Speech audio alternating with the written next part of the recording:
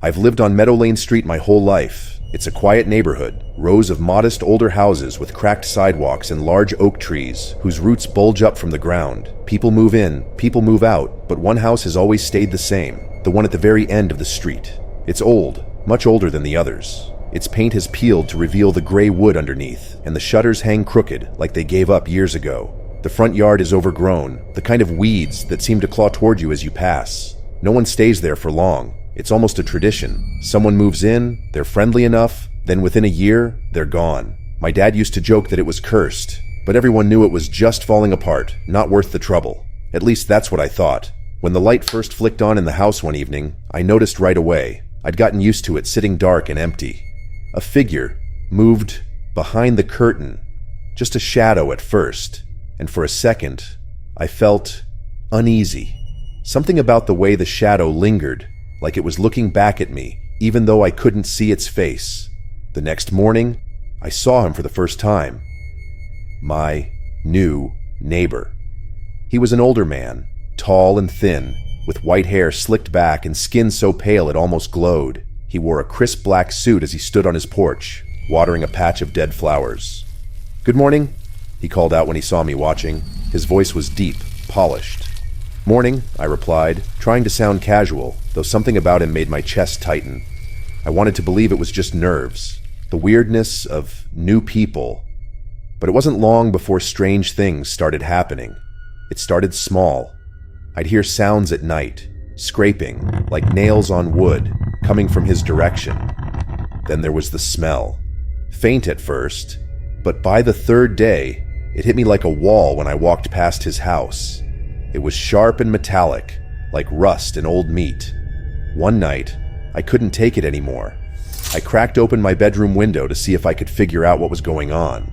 His lights were off, and everything was still. Then I saw him. He was standing in his backyard, illuminated by the moonlight, digging. The shovel moved mechanically, plunging into the dirt and tossing clumps over his shoulder. His movements were stiff, robotic, but relentless, as if something much stronger than him was driving the blade into the earth. I should have closed my window and gone back to bed, but I couldn't look away. I stayed there, watching him dig, until he finally stopped. He turned toward me then, his face catching the light for the first time, and he smiled. Not the polite, neighborly smile I'd seen that morning. This one was wide, impossibly wide, stretching his lips inhumanly thin. It sent a chill racing down my spine, and I slammed the window shut, trembling. The next day, I decided to confront him. I told myself I was overreacting, letting my imagination get the better of me. He was just some old man trying to fix up his backyard, but when I knocked on his door, no one answered. The smell hit me again as I stood there. It was stronger, almost unbearable. I tried the knob, not really expecting it to turn, but it did. The door creaked open, revealing a dark hallway that stretched into the shadows.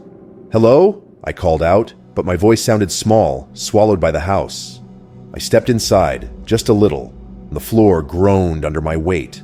The walls were lined with pictures, but not the kind you'd expect. These were old black and white photographs of people staring directly at the camera. Their faces were solemn, almost frightened. I heard a noise then, a faint shuffling coming from deeper inside.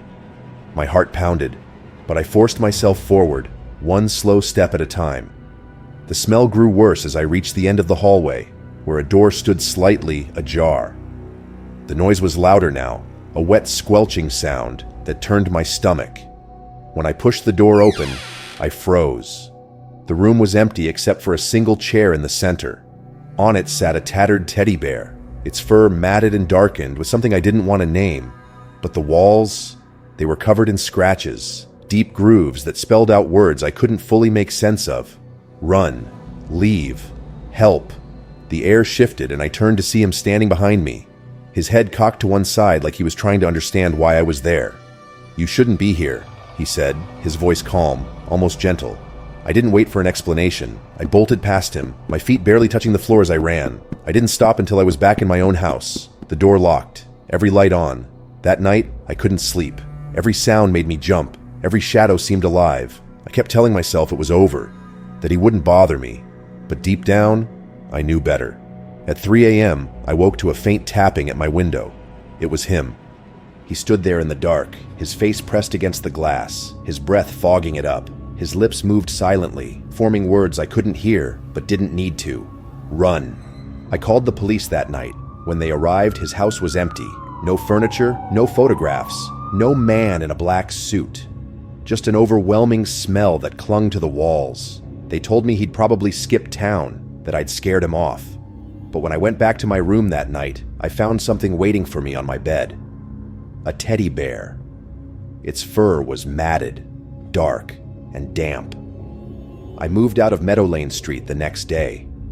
I don't know what he was or what he wanted, but I can still feel his eyes on me whenever I pass an empty house.